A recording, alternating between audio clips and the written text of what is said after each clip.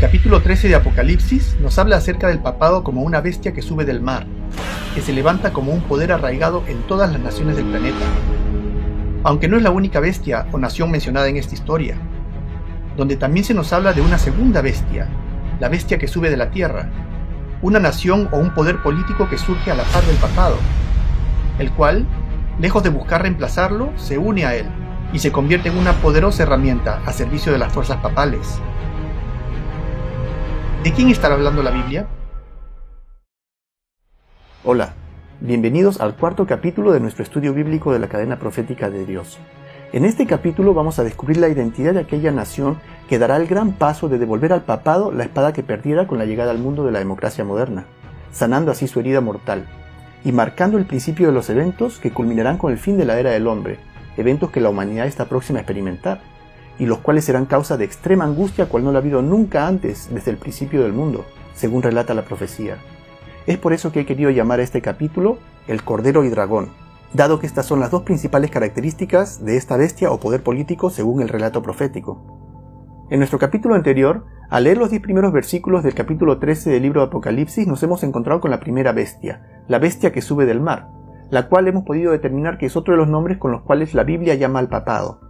Además, en nuestro análisis nos hemos encontrado con esta situación particular de aparente pérdida de poder por la cual atraviesa este poder político religioso actualmente, situación que se originó en el año 1798, cuando, al verse desenmascarado y reconocido como aquel infame poder anticristo bíblico por toda Europa, no encontró una mejor salida que la de fingir su propia destrucción.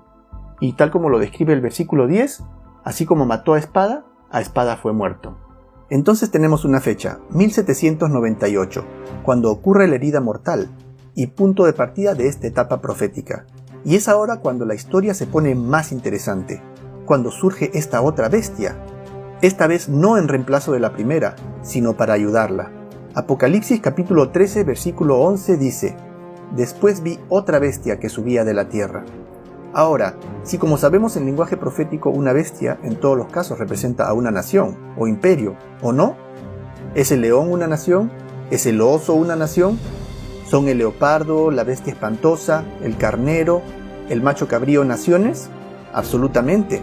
Entonces en este caso se debe tratar del surgimiento de una nación o un imperio. El estudioso bíblico Adam Clarke escribe en su libro Comentarios sobre la Santa Biblia, hace más de un siglo y medio: así como ya ha sido establecido que una bestia es el símbolo de una nación o imperio, el surgimiento de esta segunda bestia debe representar consecuentemente el surgimiento de otro imperio. Entonces esa va a ser su característica número 1, la bestia que sube de la tierra es una nación o un imperio. Característica número 2. El método de estudio de profecía que estamos utilizando nos permite establecer claramente el momento histórico en que este imperio aparecería o surgiría. Y tenemos la secuencia clara. Comenzamos con el león, Babilonia, tenemos al oso, los medos y persas, tenemos Grecia, que es el leopardo, seguido por la bestia espantosa que es Roma bajo la faceta del imperio romano, tenemos los 10 cuernos que son Roma dividida, luego tenemos el cuerno pequeño que es lo mismo que la bestia que surge del mar, ¿recuerdan? Que lo corroboramos de 3 maneras diferentes en el capítulo anterior, y este cuerno pequeño o bestia que surge del mar domina ¿por cuánto tiempo? Por 1260 años, comenzando en el año 538 y hasta el año 1798, cuando este cuerno pequeño o bestia pone fin a su dominio indisputado sobre Europa, al recibir la herida mortal y ser puesto en cautiverio. Y luego, inmediatamente después que esta bestia recibe la herida mortal y es puesta en cautiverio, es que surge esta bestia de la tierra. Entonces pregunto, ¿cuándo podríamos esperar que surja esta nación o imperio en el flujo profético? Tendría que ser inmediatamente después, o alrededor de ¿qué año? Del año 1798, ¿cierto? Tenemos entonces que buscar una nación que surge alrededor del año 1798. Esta consecución se evidencia cuando leemos los versículos 10 y 11 seguidos, que dicen refiriéndose a la bestia que surge del mar, refiriéndose al papado o al cuerno pequeño: aquel que llevó en cautiverio, irá en cautiverio. Aquel que mató a espada debe ser muerto. Aquí está la paciencia y la fe de los santos. Aquí el versículo 10 habla acerca de la herida mortal y el cautiverio del papado que ocurrió en 1798.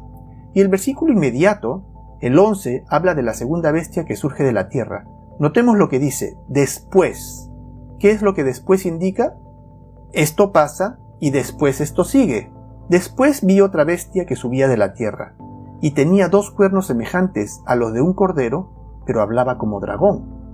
Entonces esta nación tiene que surgir alrededor del año 1798, porque tenemos una cadena de eventos acá. El reformador John Wesley, en sus notas sobre Apocalipsis 13, escribió en 1754, ojo, antes de la herida mortal de 1798, dice acerca de la bestia de 2 cuernos, aún no ha llegado, aunque no puede estar lejos, porque debe aparecer al final de los 42 meses de la primera bestia.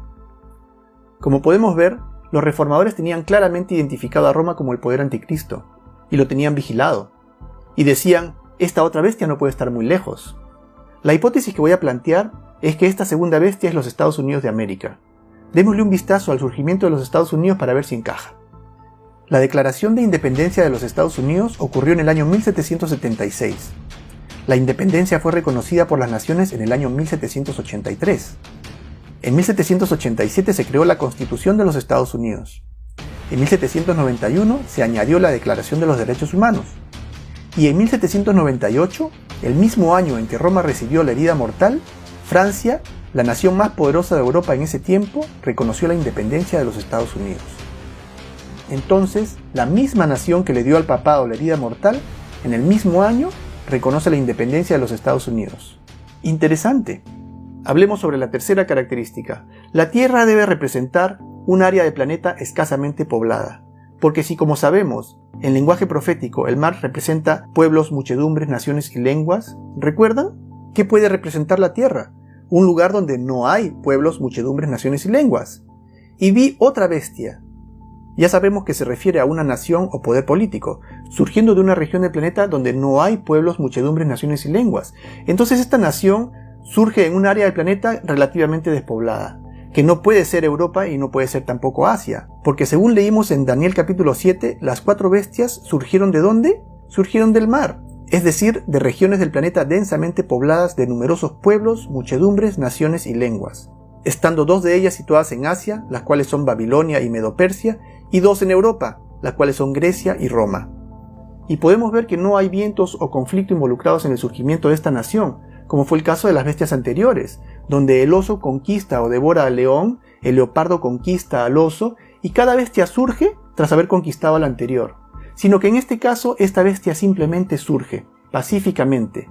Leamos un fragmento de las palabras que el historiador Daniel Bernstein declaró en una lectura de la BBC en 1975. Dice, la vacancia de América del Norte probaría ser su peculiar promesa para el mundo. Lo despoblado de su tierra fue la especial fertilidad de los Estados Unidos, en contraste con el viejo mundo, lleno de naciones y pueblos, donde ninguna nación podía crecer sin llamar la atención y donde las guerras y conquistas eran una constante. El historiador George Alfred Townsend, en su libro El Nuevo Mundo comparado con el Antiguo, escribe: la historia de los Estados Unidos estaba separada por una providencia benéfica de la historia salvaje y cruda del resto del continente, y como una silenciosa semilla, los Estados Unidos de América creció hasta convertirse en un imperio. Otra pista que nos dice que en efecto la tierra de donde surge esta bestia proféticamente se refiere a la región de Norteamérica se encuentra en los versículos 15 y 16 del capítulo 12 del libro de Apocalipsis, que narra acerca de cómo la región de Norteamérica proveyó refugio a la Iglesia de Dios cuando huía de la persecución papal al fin del período de los 1260 años. Apocalipsis capítulo 12 versículos 15 y 16 dicen: y la serpiente arrojó de su boca tras la mujer agua como un río, para que fuese arrastrada por el río. Pero la tierra ayudó a la mujer, pues la tierra abrió su boca y tragó el río que el dragón había echado de su boca. Sabiendo como sabemos que la mujer en profecía representa a la Iglesia de Dios, la novia del Cordero, coloco aquí unas referencias para que puedan pausar y ver este simbolismo. Aquí el relato nos cuenta cómo el diablo, el cual aquí es llamado dragón y serpiente, a través de su poder terrenal, el cual es el papado, arrojó a las naciones europeas representadas por el agua como un río tras la Iglesia, buscando arrastrarla o destruirla. Aquí vuelvo a colocar también las referencias del simbolismo que relaciona aguas con naciones, para refrescar un poco la memoria. Pero la Iglesia de Dios huyó de Europa cruzando los mares. Algunos cristianos huyeron en pequeños grupos de familias a diferentes regiones de África, donde se fundieron entre los pueblos, como los hugonotes franceses que viajaron hasta lugares tan remotos como Sudáfrica, Otros tantos se enrumbaron a Centro y Sudamérica, donde cayeron presa lamentablemente de la llameante hoguera de la temida Inquisición papal que se estableció en los territorios colonizados por España. Pero aquellos quienes se enrumbaron hacia las colonias inglesas de Norteamérica arribaron a, tal como dice la profecía, la tierra que abrió su boca y tragó a las fuerzas papales perseguidoras, porque Inglaterra no se llevaba bien con el papado, y consecuentemente no había presencia papal en la Norteamérica británica, lo cual era una promesa maravillosa para las familias protestantes que dejaron todo en Europa buscando un lugar a salvo del papado. Y esta tierra descrita por Apocalipsis capítulo 12, luego de acoger a la Iglesia de Dios, se independiza de Inglaterra y se convierte en una nación, o una bestia, la cual surge ¿de dónde? De la tierra, de aquella misma tierra que abrió su boca, dando lugar a los Estados Unidos de Norteamérica, la primera nación cristiana protestante del planeta, la primera nación con cuernos como cordero, porque fue fundada en los principios cristianos de libertad religiosa y justicia, principios que fueran copiados luego por todas las naciones que siguieron su ejemplo. Sin embargo, la profecía dice que esta nación, aunque mantendría su postura de gestora de libertad y justicia, o de cordero, dejaría de seguir a Cristo, y que empezaría a hablar como dragón. Vayamos ahora a la cuarta característica. Según el capítulo 13 del libro de Apocalipsis, esta nación llegará a ser un superpoder mundial.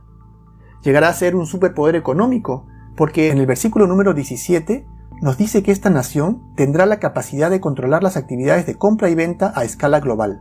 Tendría que tener un dominio de la economía global para poder hacer esto. Además de ser un poder político global militarmente, ya que en el versículo 15 nos dice que este poder impondrá la marca de la bestia en todo el mundo bajo pena de muerte. Y finalmente, en el versículo 12 se deduce que esta nación llega a ser un líder político global, dado que tiene influencia suficiente para lograr que todo el mundo adore a la primera bestia, que sabemos que es el papado.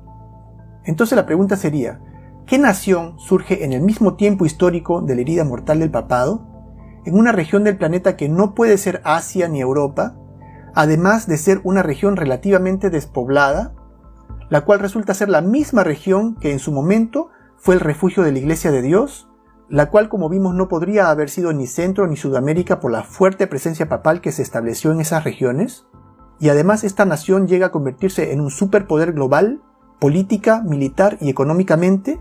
Solo hay una nación que califica, y esta es los Estados Unidos de América, y ninguna otra nación en todo el mundo reúne ni de lejos estas características. Ahora, lo interesante es que la Iglesia protestante ya hace muchos años interpretaba esta profecía de esta manera, en tiempos en que los Estados Unidos era un poder relativamente insignificante. Algo peculiar acerca de esta bestia es que, a diferencia de las bestias anteriores, esta bestia no reemplaza a la anterior, como el oso, por ejemplo, que acaba con el león, o el leopardo que acaba con el oso, sino que esta bestia que surge de la tierra es diferente, porque esta bestia coexiste con la bestia que recibe la herida mortal, y veremos que también esta bestia va a ayudar a la primera bestia a recuperar su libertad del cautiverio y a sanar su herida. Entonces tenemos un poder político que obviamente tiene dos aspectos contradictorios. Su aspecto positivo es que tiene dos cuernos como un cordero, es decir, su apariencia es de cordero. Y su aspecto negativo es que habla como dragón, o sea que su comportamiento es el de un dragón. Hablemos un poco acerca de estos dos símbolos, los cuernos de cordero y el dragón. Leamos otra vez Apocalipsis capítulo 13 versículo 11. Dice, «Después vi otra bestia que subía de la tierra, y tenía dos cuernos semejantes a los de un cordero, pero hablaba como dragón». Ahora, hablemos primero acerca del hecho de que esta bestia habla como dragón. ¿Qué es lo que representa el dragón? Ciertamente el dragón representa al diablo, como claramente lo declara la Biblia. Pero no representa al diablo directamente, sino que representa al diablo actuando a través de Roma. Y ustedes dirán, ¿pero cómo es eso? Bueno, pondremos como primer ejemplo al Imperio Romano. En Apocalipsis 12:4 habla de cómo el dragón se paró frente a la mujer que estaba para dar a luz, a fin de devorar a su hijo tan pronto como naciese. Entonces, ¿quién se paró frente a la mujer tratando de matar al niño? ¿Fue el diablo en persona, que intentó matar a Jesús cuando él acababa de nacer? ¿O cómo fue que el diablo trató de matar a Cristo? Fue a través del gobernador romano Herodes, el instrumento que utilizó Satanás para tratar de acabar con Jesús al nacer. Entonces el dragón representa en primera instancia a Satanás, pero a Satanás actuando a través de Roma imperial. Ahora, ¿qué pasó durante los 1260 años? Aquí las cosas se ponen muy interesantes. Cuando leemos el capítulo 7 del libro de Daniel, como ya lo hemos hecho, vemos que el cuerno pequeño persiguió a los santos de Dios por estos 1260 años. ¿Y el cuerno pequeño representa qué poder? A Roma papal. Pero cuando leemos Apocalipsis capítulo 12 dice que el dragón persiguió a la mujer o a la iglesia de Dios por 1260 años. A ver, un momento. ¿Es el cuerno pequeño o el dragón el que persiguió a los santos? El dragón de Apocalipsis 12 es directamente Satanás. Pero Daniel capítulo 7 nos dice que el diablo actuó a través de Roma papal. ¿Entonces el diablo actuó a través de Roma imperial queriendo matar al niño Jesús? Sí. ¿Y actuó a través de Roma papal buscando eliminar a la iglesia de Dios? También. Entonces, al decir que esta bestia habla como dragón, significa no solo que esta bestia habla como Satanás, sino que también habla como Roma. Y esta bestia, a diferencia de las otras, que se devoraban la una a la otra, esta no devora o conquista a la primera bestia, sino que pareciera que su destino es ayudar a la primera bestia a recobrar su poder. Y lo sabemos porque dice que esta bestia va a hablar igual que Roma. Es decir, que ambas bestias van a actuar de la misma manera, en conjunto. Aunque, al leer el versículo 12 del capítulo 13, dice refiriéndose a la bestia de la tierra, y ejerce toda la autoridad. ¿De quién? De la primera bestia. Entonces, ¿quién está detrás de esta bestia en realidad? Es la primera bestia. Y notemos que continúa diciendo, y causa que la tierra y los moradores de ella adoren a la primera bestia, cuya herida mortal fue sanada. Entonces esta bestia, esta nación, causa que todo el mundo adore a Roma. Es decir, que las acciones de los Estados Unidos causan que el mundo termine adorando al papado. Eso dice. Pero ya hemos visto un poco de esto en el capítulo pasado, donde vimos que llegará el tiempo en el que el mundo entero se maravillará en pos de Roma y adorará a Roma. También vimos cómo Roma rivaliza con Dios, habiendo cambiado sus mandamientos por otros propios, y hasta el día de reposo o cuarto mandamiento lo cambió de sábado a domingo. Sin embargo, estos cambios hechos por Roma a la ley de Dios no son obligatorios para el mundo, porque existe la libertad religiosa. Pero dice el versículo que aparentemente esta libertad dejará de existir.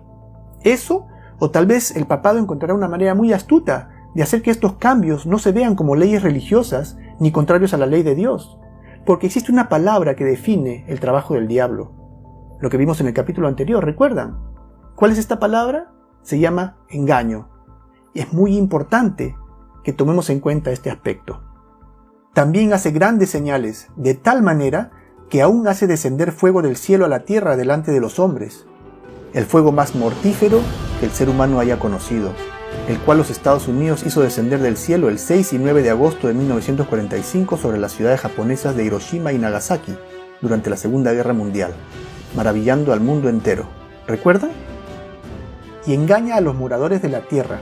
Entonces esta nación va a usar un espíritu de engaño, con las señales que se le ha permitido hacer en presencia de la bestia, o en nombre de la bestia. Y es que los Estados Unidos se ha metido al mundo entero al bolsillo, en virtud de las maravillas que se le ha permitido hacer, ¿o no? Las cuales hace por encargo de la primera bestia, del papado, y gracias a las cuales engaña a los pobladores de la tierra. Eso dice, ¿no? Entonces todo lo que proviene de los Estados Unidos de América, los potentes deleites que todo el mundo recibe de esta nación, ¿es parte de un engaño? ¿Y qué es lo que un engaño hace? Desvía de la verdad, o crea confusión. Muy interesante. Y a este espíritu ya lo podemos ver. Es un espíritu de engaño, porque tenemos a este poder, los Estados Unidos de América, que se las ha arreglado para ganarse la confianza del mundo entero, porque tiene una manera de hacer las cosas que hace ver sus acciones como buenas y admirables, aunque muchos de nosotros estamos paralizados, contemplando la imparable avalancha de obscenidad y perversión que esta nación produce y exporta al mundo, no solo a través de Hollywood, el cual es un medio de potentísima penetración utilizado para moldear al ser humano a nivel global, reforzando de innumerables maneras los conceptos que esta nación propone al mundo, sino también a través de sus leyes y sus tendencias que no son otra cosa que un ataque frontal a la familia, a la moral y a todo lo que es de Dios. Sin embargo, la otra mitad del mundo ve todo esto como positivo, como parte de un cambio que es para bien, aceptando esta degradación del ser humano con la idea de que esta nación sabe lo que hace. Y es precisamente por este espíritu de engaño, el cual, según dice la profecía, conduce a que el mundo entero le siga sin poner en tela de juicio su liderazgo. Hay mucho más que simple entretenimiento detrás de los argumentos que los Estados Unidos exporta al mundo en su cine, en su televisión, en sus modas, en sus novelas escritas, en sus documentales, en su música, en sus redes sociales, en sus comerciales, etc.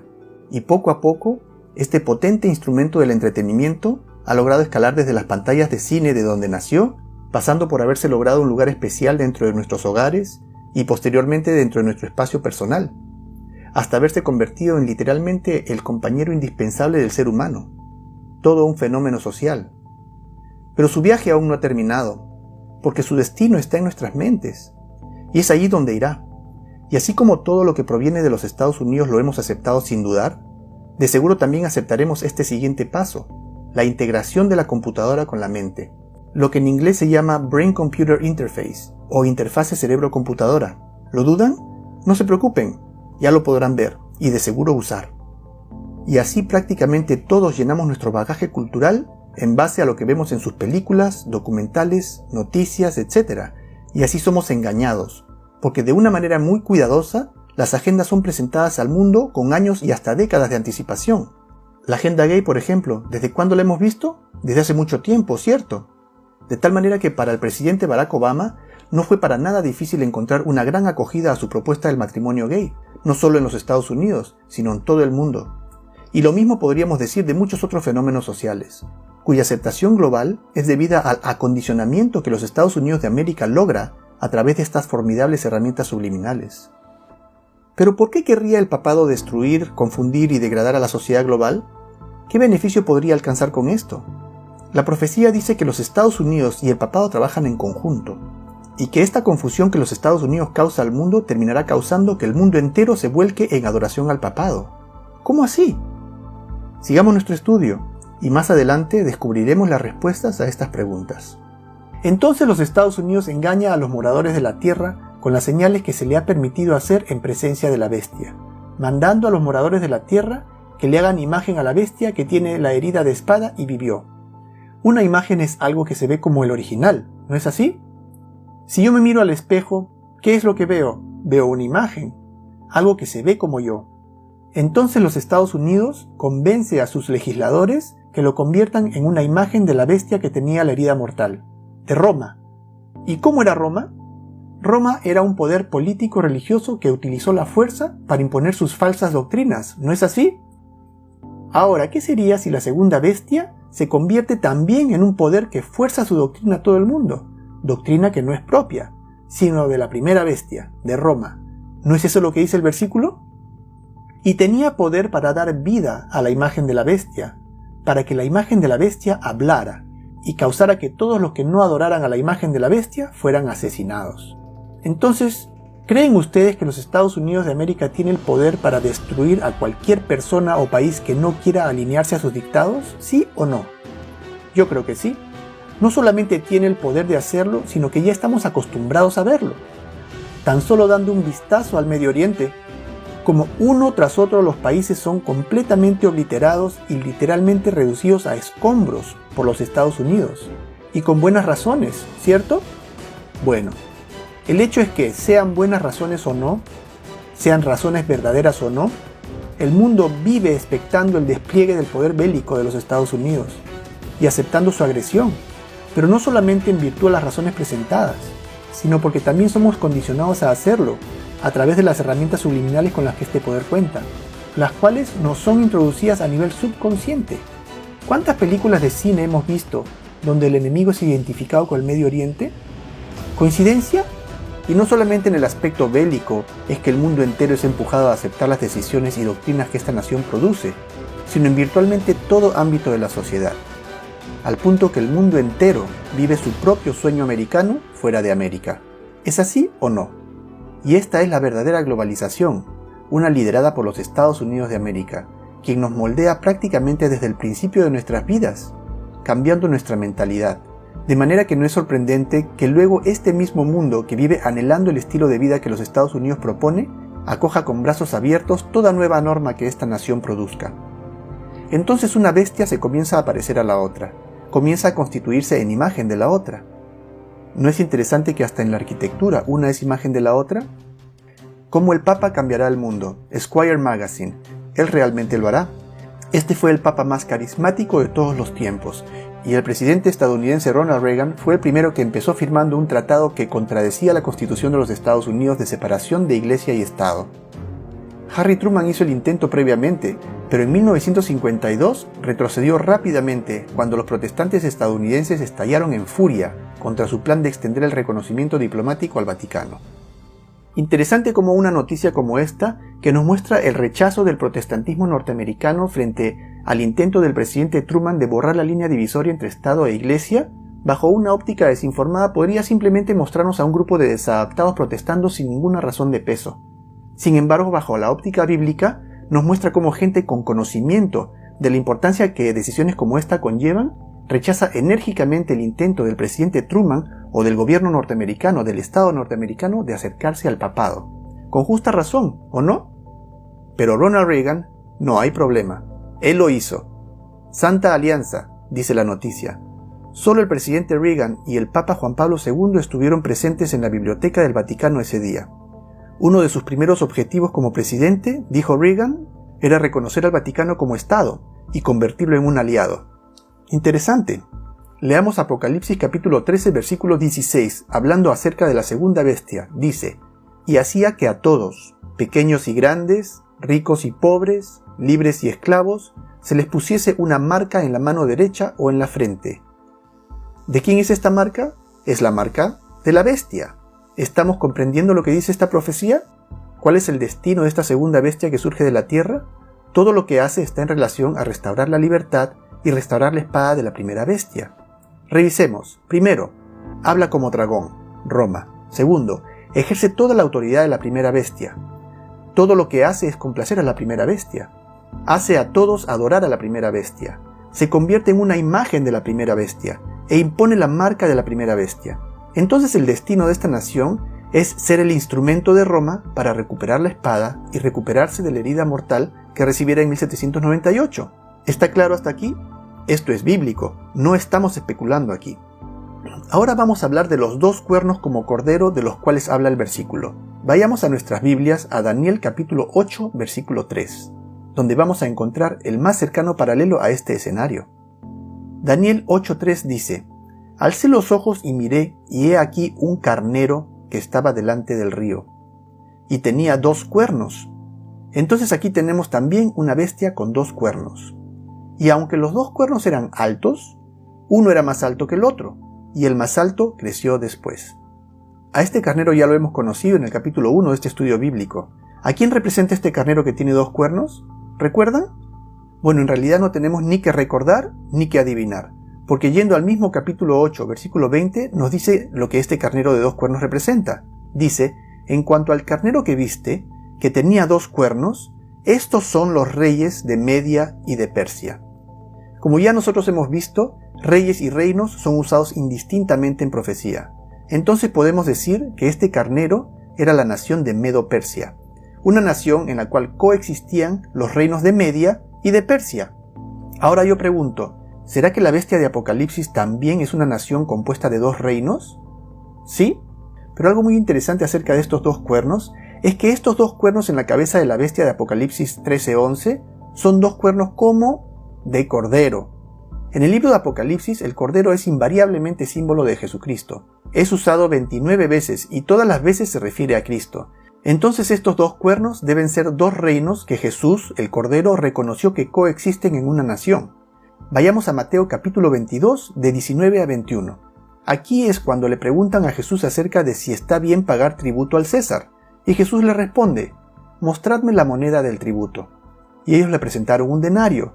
Entonces él dijo, «¿De quién es esta imagen y la inscripción?». Es decir, les preguntó, «¿De quién es esta cara y el nombre acuñado en esta moneda?». Le dijeron, «De César». Y les dijo, «Dad pues a César lo que es de César y a Dios lo que es de Dios». ¿Cuántos reinos entonces reconoció Jesús? Él reconoció 2 reinos, el reino de Dios y el reino de César, o el poder civil y el poder religioso. Ahora, ¿cuál es el reino de Cristo en la tierra? Es la iglesia, pero también está el otro reino que es el gobierno civil. Voy a ilustrar esta separación de poderes con un ejemplo. ¿Tiene o no todo cristiano una obligación financiera hacia Dios? Claro que sí, se llama el diezmo. ¿Y tiene o no toda persona una obligación financiera con respecto al César o al gobierno civil? Por supuesto que sí. No nos encanta, pero está allí y se llama los impuestos. Entonces tenemos una obligación con Dios y otra con el gobierno. y reconocemos que son dos reinos diferentes. Ahora, ¿sería apropiado que el gobierno tomara para sí dinero de las arcas de la Iglesia? No lo es. Ni tampoco lo sería de la manera inversa, que la Iglesia tomara para sí dinero de las arcas de los impuestos del gobierno. Y no solamente es inapropiado, sino es inconstitucional, porque hay un grupo de leyes bien establecidas acerca de la separación de Iglesia y Estado. Y esta separación se hace más evidente conociendo que la Iglesia está exenta de pagar impuestos de lo que recibe de sus feligreses a ningún gobierno. Y es que la separación de Iglesia y Estado es de suma importancia y requisito fundamental para poder asegurar la libertad religiosa, dado que invariablemente todas las veces que el Estado ha intervenido en asuntos eclesiásticos, el resultado ha sido muy negativo. Jesucristo fue crucificado por el trabajo en conjunto entre las autoridades eclesiásticas judías y el poder civil romano, bajo el mando de Poncio Pilato, y estas mismas autoridades eclesiásticas judías se valieron repetidas veces del poder civil romano buscando eliminar a los apóstoles de Jesús, como podemos extraer del libro bíblico Hechos de los Apóstoles.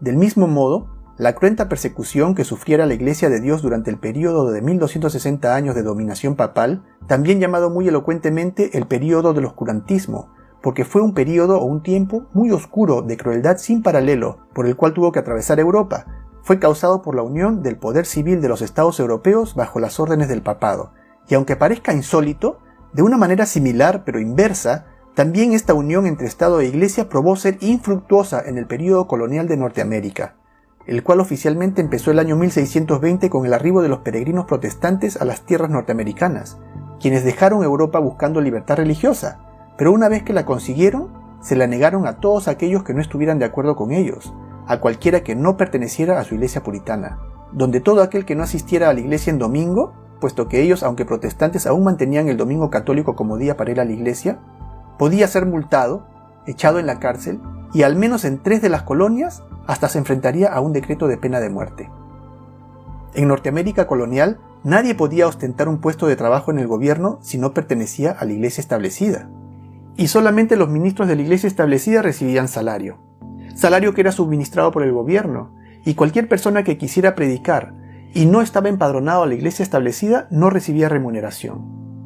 Ahora, todos estos escenarios, todas estas situaciones de abuso causadas por la unión entre el gobierno civil y religioso fueron cuidadosamente tomadas en cuenta por los fundadores de los Estados Unidos de América, quienes redactaron su primera constitución considerando este contexto histórico, y es que la Constitución de los Estados Unidos de América no se dio así de la nada, sino que se construyó en reacción a las experiencias previamente mencionadas de la época colonial, de la Inquisición papal, del período del oscurantismo, así como de las persecuciones de los apóstoles y al mismo Cristo, las cuales fueron causadas por la unión entre Estado e Iglesia, circunstancias de las cuales los fundadores de los Estados Unidos de América, como George Washington, Thomas Jefferson, James Madison, John Adams, Benjamin Franklin, eran muy conscientes al momento de preparar las bases para esta nueva nación, donde la separación de Estado e Iglesia sería un estricto principio fundamental. Y en esta nueva nación prevalecería esta idea básica de que hay dos reinos legítimos que pueden coexistir dentro de los Estados Unidos de América. Uno era la Iglesia y el otro era el Estado. La Iglesia tendría su espada espiritual, la cual es la Biblia, y el Estado tendría la espada civil, con la cual castigaría violaciones a la ley civil. Estos dos principios bajo los cuales esta nación fue fundada son llamados republicanismo, que significa un gobierno civil representativo, con la espada civil, y protestantismo, el cual es un gobierno religioso representativo, con la espada religiosa. El gobierno de los Estados Unidos de América fue un experimento revolucionario, que nunca antes se había intentado. En vez de tener un rey y un papa juntos dictando verticalmente el destino de los pueblos de acuerdo a sus deseos, los fundadores de los Estados Unidos de América decidieron apostar por una idea de dos reinos en una nación, ambos separados el uno del otro, ambos basados en el principio de libertad religiosa y libertad civil. Elena G. de White, la autora del maravilloso clásico llamado El conflicto de los siglos, en la página 442 escribió: los fundadores de la nación sabiamente buscaron protegerse contra el empleo del poder secular por parte de la Iglesia, con su inevitable resultado, intolerancia y persecución. Un ejemplo palpable de unión entre Iglesia y Estado en el presente se puede apreciar en los países musulmanes, países donde no existe ningún tipo de tolerancia civil ni religiosa, donde una discrepancia en materia de religión muchas veces se paga con la vida. Pero ¿cuál era la posición de los padres fundadores de los Estados Unidos de América? Empecemos por el más representativo de ellos, George Washington. Cuando Washington recibió una carta de la delegación bautista de Virginia, en agosto 8 de 1779, preguntándole si la Constitución garantizaría libertad religiosa. A esto Washington respondió: si hubiera podido albergar la menor duda de que la Constitución preparada por la convención que tuve el honor de presidir pudiera poner en peligro los derechos religiosos de cualquier sociedad eclesiástica, ciertamente nunca habría puesto mi firma en ella.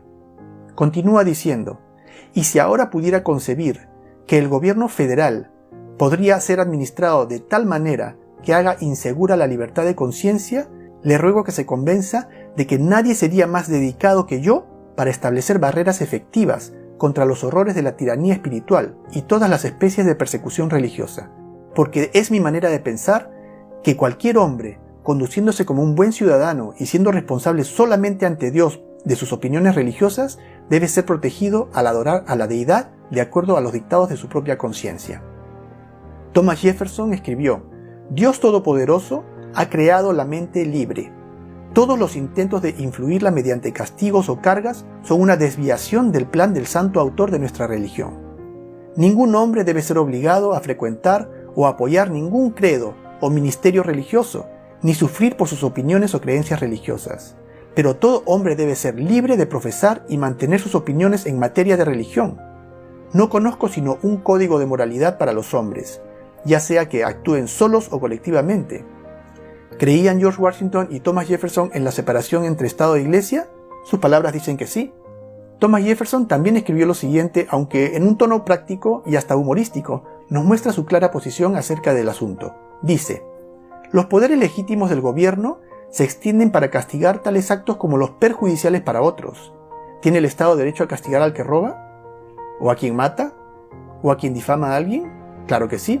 Esos son actos castigables por el poder civil. Pero noten lo que sigue diciendo: los poderes legítimos del gobierno se extienden para castigar a tales actos como perjudiciales para otros. Y continúa diciendo: no me perjudica que mi vecino diga que hay 20 dioses o que no hay dioses, ni recoge mi bolsillo ni rompe mi pierna. Simpático, ¿no? Pero se entiende lo que quiere decir claramente. También escribió en 1782: solo el error necesita el apoyo del gobierno. La verdad se sostiene sola. Otro de los padres fundadores de los Estados Unidos, James Madison, a quien se le reconoce como el cerebro detrás de la Constitución de los Estados Unidos de América, escribió: no hay la mínima sombra de derecho en el gobierno federal de interferir con la religión. Su menor interferencia sería la más flagrante usurpación.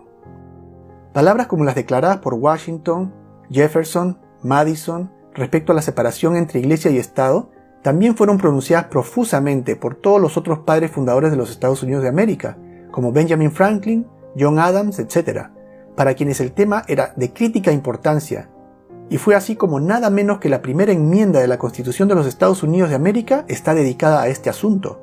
Y es aquí donde vamos a encontrar los dos cuernos como cordero, porque esta enmienda garantiza libertad civil y libertad religiosa, y los separa el uno del otro. Leamos la primera enmienda. El Congreso no promulgará ninguna ley con respecto al establecimiento de religión, o que prohíba el libre ejercicio de la misma. ¿Qué significa? Significa que el Congreso no puede promulgar ninguna ley que establezca una práctica religiosa.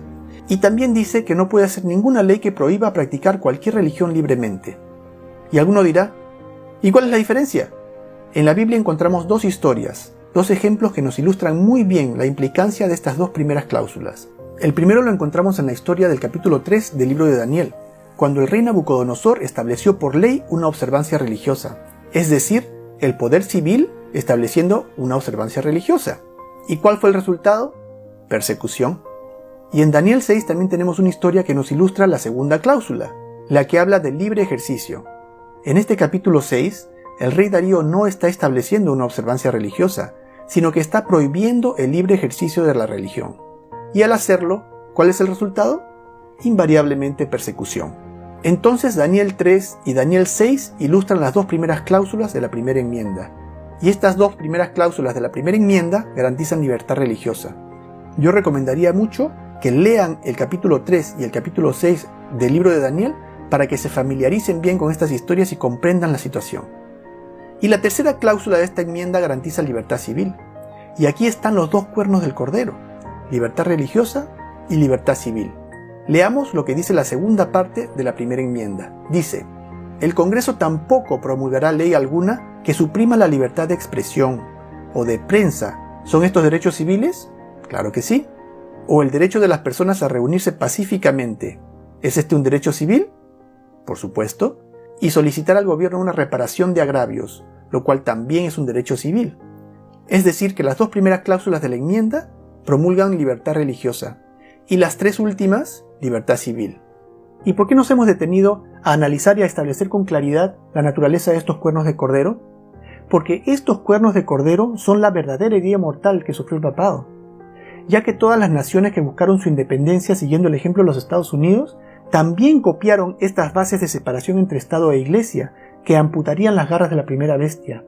Aunque este escenario ya había sido estudiado y contemplado por el papado con mucho tiempo de anticipación, quien astutamente estaba detrás de todas estas independencias, como veremos en un capítulo posterior. Porque la astucia del papado es la astucia de Satanás, quien al ver cómo la tierra profética o la región de las colonias inglesas había exitosamente librado a la Iglesia de Dios de sus garras, concentró todos sus esfuerzos en buscar su destrucción. Aunque para poder hacerlo, tendría que primero lograr abrirse una brecha entre dos grandes obstáculos. El primero, la nación de Inglaterra, su archienemigo y madre patria de las colonias. Y segundo, la misma Iglesia protestante de las colonias, que conocían bien al papado y tenían absolutamente prohibida su presencia. Y fue así como el papado puso en marcha un plan para lograr primero separar o independizar a Norteamérica de Inglaterra y posteriormente garantizarse una presencia a través de legislación que obliga a esta nueva nación a aceptar la presencia papal de manera irrefutable, lo cual logró con la primera enmienda. El expresidente norteamericano John Adams escribió al entonces presidente Thomas Jefferson lo siguiente refiriéndose a la orden jesuita: ¿no deberíamos encontrarnos enjambres regulares de ellos aquí, bajo tantos disfraces como solo el rey de los gitanos podría asumir, vestidos como dueños de imprentas, publicistas, escritores y hasta profesores de escuela? Ojo, no dice directores de cine porque para ese entonces aún faltaba más de un siglo para el nacimiento del cinema. Continúa diciendo: si alguna vez hubo un grupo de hombres que merecieran condenación eterna en la tierra y en el infierno, es esta sociedad de Loyola, mas aún nosotros nos vimos obligados por nuestro sistema de tolerancia religiosa a ofrecerles asilo. Fuertes palabras, ¿ah? Aquí vemos cómo los padres fundadores de los Estados Unidos veían espantados cómo la orden jesuita, a quien llaman la Sociedad de Loyola, se posicionaba como Pedro en su casa en los sectores claves, desde donde empezarían a moldear la mentalidad de la sociedad norteamericana, cayendo en cuenta que fueron las leyes de libertad religiosa que ellos mismos promulgaron, las que lograron materializar los planes papales, y que cayeron en una trampa. Pero, ¿por qué mencionaría John Adams que los Estados Unidos de América tuvo que dar asilo a los jesuitas? ¿Por qué necesitarían asilo? ¿Se les dio asilo como a quienes sufren persecución política o religiosa? ¿De qué está hablando John Adams? Y es que la verdadera historia del mundo puede ser más asombrosa que aún la más creativa de las ficciones. ¿Recuerdan 1798? ¿Cómo olvidar tan memorable fecha? Cuando el papado se mandó a matar. Pero aquella muerte también fue parte de una estrategia muy ingeniosa, mediante la cual el anticristo o el papa lograría cruzar el Atlántico, buscando destruir a la Iglesia de Dios que huyó de las fuerzas papales europeas a tierras norteamericanas. O como dice la profecía en Apocalipsis 12, 15 y 16, a la mujer que huyó la tierra que abrió su boca y tragó el agua como un río que el dragón arrojó tras ella. ¿Recuerdan? Y es que en los años previos a la independencia de los Estados Unidos de América ocurrió en Europa un fenómeno muy particular: la expulsión de los jesuitas de las naciones europeas católicas, siendo el primero el Imperio de Portugal, seguido por la nación de Francia en el año 1764. Luego el Imperio de España los expulsó de todos sus territorios en 1767, el Ducado de Parma en 1768, el Reino de Malta en 1769, Polonia y Lituania en 1773 y etc. Y todos fueron por supuesto deportados al Reino de Italia. Estas fueron por supuesto buenísimas noticias para las colonias norteamericanas, la caída de la orden jesuita, del enemigo número uno de la Iglesia protestante, y definitivamente un buen incentivo para buscar su independencia de Inglaterra, ya que una de las principales razones que mantenía a las colonias dependientes de Inglaterra era la protección que esta nación les brindaba contra las fuerzas papales. Sin embargo, ni por un momento sospecharon que la independencia de las colonias era el primer paso de una ingeniosísima estrategia papal para penetrar en tierras norteamericanas, ya que una vez que las colonias lograron su independencia, el mismo papado, quien acogiera a los expulsados jesuitas, fue muerto en 1798, como ya todos sabemos, dejando a la orden jesuita supuestamente desprotegida, ¿no? Y habiendo sido ya repudiada por toda Europa, y sin un lugar donde ir, aunque sí tenían un lugar donde ir, porque había nacido una nueva nación que no podía negarse a recibirlos, la nación de los Estados Unidos de América, donde los mismos jesuitas habían logrado establecer legislación que les otorgaba asilo en las bases de la persecución religiosa que sufrieron en Europa. Y fue así como el papado logró volcar todas sus fuerzas jesuitas a tierras norteamericanas. Todos, como dice John Adams, disfrazados de civiles, porque la orden jesuita y el papado supuestamente ya no existía, lo que les permitió confundirse entre la sociedad y posicionarse en todos los sectores, en especial en la media y en la educación, desde donde comenzarían su ataque a la Iglesia de Dios. E irónicamente, los mismos padres fundadores de los Estados Unidos fueron quienes crearon estas leyes precisamente buscando protegerse de la persecución papal, aunque sin saber que ellos mismos habían sido dirigidos por esta misma orden jesuita, ya que la mayoría de los fundadores de los Estados Unidos pertenecía a la logia masónica, la cual es una sociedad secreta que nació en la Europa de tiempos del oscurantismo, creada como un medio clandestino de comunicación entre la clase intelectual europea en tiempos de la represión papal.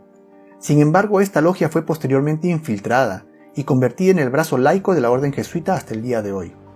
Tal y como dice John Daniel en su libro titulado The Grand Design Exposed, o El Gran Diseño Expuesto, escribe: la verdad es que los jesuitas de Roma han perfeccionado a la masonería para que sea su herramienta más magnífica y efectiva, logrando sus propósitos entre los protestantes. Palabras muy elocuentes. La logia masónica está presente en todo el mundo. Prácticamente todo presidente, todo líder corporativo, todo hombre poderoso y de renombre del presente y del pasado pertenecen o han pertenecido a la logia masónica.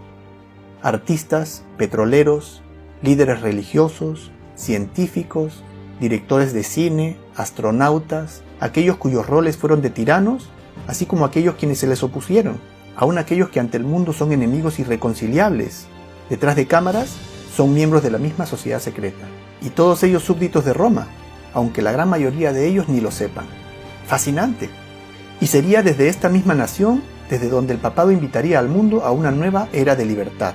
Sin embargo, el plan del papado no es que gocemos de libertad, sino su más anhelada ambición es la de volver a gobernar a todas las naciones con vara de hierro, tal y como lo hizo en el pasado, de sanar la herida mortal, lo cual dice la profecía que logrará hacer.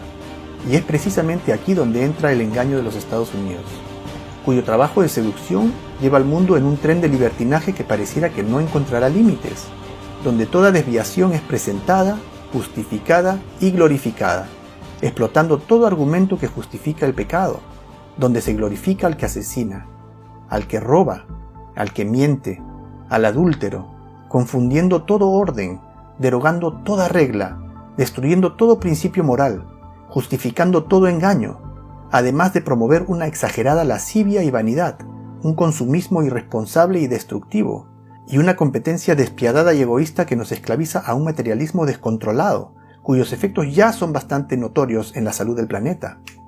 Y el efecto de esta influencia ya lo podemos ver: un mundo confundido, una sociedad fragmentada e intolerante, una familia fragmentada, un ser humano desenfrenado y privado de toda virtud, una clase política corrupta más allá de toda medida, camino a producir un cataclismo social formidable a nivel global, lo cual es precisamente el objetivo del papado, un desorden y caos global de proporciones inimaginables, que, aunque cuyo principio ya se deja ver, en su clímax llegará a tal grado de sufrimiento y angustia que hará que el mundo entero se vuelque desesperadamente buscando la ayuda del papado y aceptando su autoridad, viéndolo como la única fuente de coherencia y sensatez en medio de un mundo que perdió su norte. Y así probaría ante el mundo que aquella separación de la Iglesia Católica de la cual nació el protestantismo y consecuentemente la democracia moderna fue un gran error, que las naciones son incapaces de manejar esta libertad y que el mundo fue un mejor lugar mientras el papado gobernaba, siendo que los mismos pobladores del mundo serán los que sanen la herida mortal del papado y le devuelvan el poder que perdió. ¿Qué les parece? Un plan muy astuto. Ahora la pregunta que todos tenemos en la punta de la lengua: ¿cómo podría los Estados Unidos de América pasar por encima de sus principios más fundamentales y sagrados, que sostienen su misma esencia? Eso es algo muy difícil de creer. No los Estados Unidos, el estandarte de justicia mundial. Ahora yo tengo una pregunta más. ¿Cómo puede ser que una bestia que tiene 2 cuernos como cordero termine hablando como dragón? Es igual de contradictorio, porque esta es una nación contradictoria. Esta es una nación que contradice su propia profesión, que con sus acciones hará lo opuesto a lo que profesa con sus principios fundamentales. Y para comprender cómo es que esta contradicción se está dando, nos es necesario comprender el estilo de gobierno de los Estados Unidos de América, el cual, al igual que otras naciones, está compuesto de 3 ramas.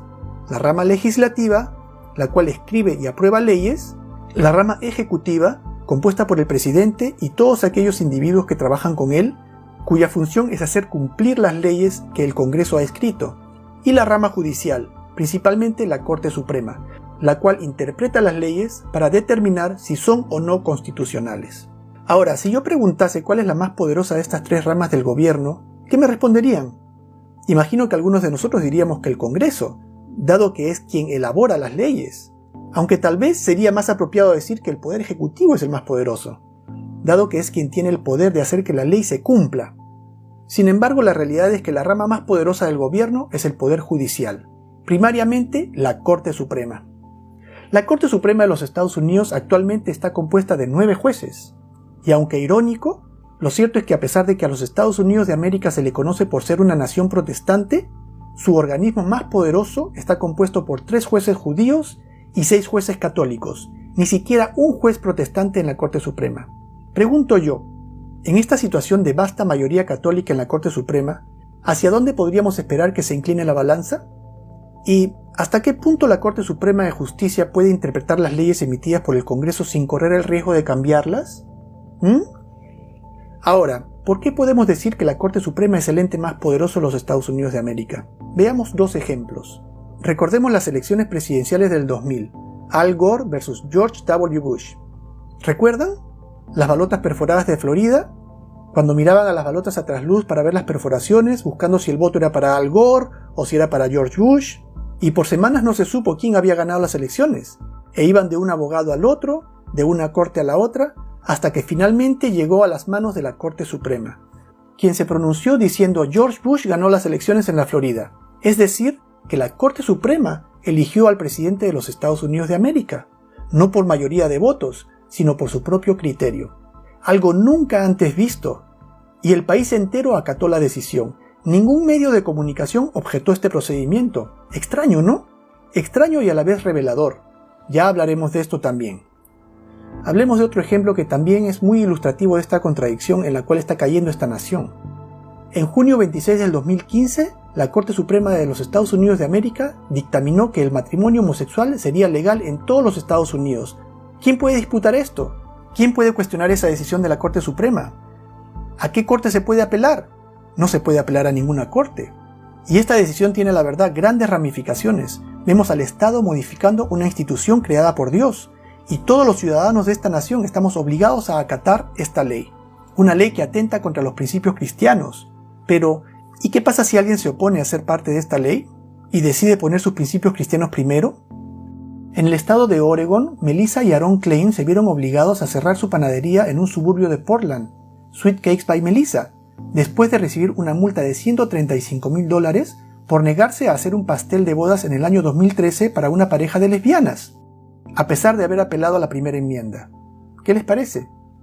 De modo similar, el 3 de septiembre del 2015, la secretaria municipal Kim Davis en el condado Rowan, Kentucky, fue detenida y encarcelada por desacato a la corte, al negarse a desposar a parejas del mismo sexo, guiada por sus convicciones cristianas, desafiando así el dictamen de la Corte Suprema. Estos son tan solo 2 ejemplos de varios casos en todo el país en que panaderos, floristas, fotógrafos, calígrafos, funcionarios públicos y otros han sido penalizados por defender sus convicciones religiosas. Una situación extraña y contradictoria, donde, aunque nominalmente los Estados Unidos de América aún mantiene sus 2 cuernos como cordero, dado que supuestamente aún mantiene su primera enmienda en vigor, empieza no obstante a hablar como dragón, situación que parece acentuarse al pasar del tiempo. Entonces repitamos la cadena otra vez. ¿Dónde empieza la cadena? En Babilonia, luego Medo-Persia, luego Grecia, luego el Imperio Romano, el cual se divide en 10 reinos, luego el papado reina ¿por cuánto? Por 1260 años. ¿Qué pasa al final de los 1260 años? El papado recibe una herida mortal, el poder civil se voltea en su contra y el papado es llevado en cautiverio, porque ya no puede usar a los poderes civiles del mundo para cumplir sus propósitos. Cuando el papado cae, esta otra bestia surge de la tierra, los Estados Unidos de América, con 2 cuernos como cordero, dando completa libertad civil y religiosa, con una fórmula de separación entre iglesia y Estado. ¿Dónde estamos en la cadena profética? ¿Cuál es el siguiente evento? El siguiente evento es que esta bestia de la tierra, que tiene 2 cuernos como cordero, acabará hablando como dragón. Estamos al mismísimo final de la cadena, en el último eslabón, y los Estados Unidos hablará como dragón porque ayudará al papado a recuperar su poder. ¿Recuerdan? Hará que todo el mundo adore al papado, o que todo el mundo adopte el catolicismo, o tal vez que todo el mundo tenga que suscribirse a esta idea de unificación de todas las iglesias bajo el liderazgo del papado, como hemos visto en el capítulo anterior. También esta nación hará que se le haga una imagen del papado a ella misma. Hará todo en nombre del papado, y hasta enforzará la marca de autoridad del papado sobre la ley de Dios, la famosa y enigmática marca de la bestia, sobre la cual tanto se ha especulado. En resumen, los Estados Unidos de América restaurará la idea de unión entre iglesia y Estado que existió entre el papado y los poderes civiles de Europa en la época del oscurantismo durante 1260 años. Pero ¿cómo podría los Estados Unidos de América saltar su constitución para lograr esto? ¿Cuál es la marca de la bestia? Apocalipsis 13, versículos 16 y 17 dicen que los Estados Unidos de América hará que a todos, pequeños y grandes, ricos y pobres, libres y esclavos, se les ponga una marca en la mano derecha o en la frente, y que ninguno pudiera comprar ni vender, sino el que tuviese la marca o el nombre de la bestia o el número de su nombre. A este asunto he dedicado el próximo capítulo de nuestro estudio bíblico, en donde vamos a conocer todo acerca de la marca de la bestia.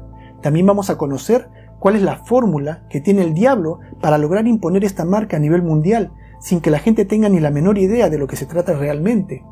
Y muy importante, también vamos a saber qué tan cerca estamos de que se dé esta situación. Y les puedo garantizar que van a quedar profundamente sorprendidos al conocer la respuesta a estas preguntas, y se maravillarán al darse cuenta de las circunstancias que está atravesando el mundo realmente, que pasan desapercibidas para todos. Y muy importante y más importante de todo, conocerán una prueba contundente más de que la Biblia es en efecto la palabra infalible del Dios viviente, que declara el fin desde el principio. Entonces no esperemos más y pasemos al 5º capítulo de nuestro estudio bíblico. Muchas gracias. Si este video ha sido de ayuda para ti y quisieras que otras personas conozcan esta poderosa verdad, por favor asegúrate de hacer saber que te gusta, coméntalo y comparte este video. Este video es parte de un estudio bíblico de la cadena profética de Dios, y yo quisiera animarte que veas toda la serie de este estudio haciendo clic en el enlace de la derecha. Y asegúrate de suscribirte en este canal si todavía no lo has hecho. Veamos entonces el siguiente capítulo de nuestro estudio bíblico. Muchas gracias.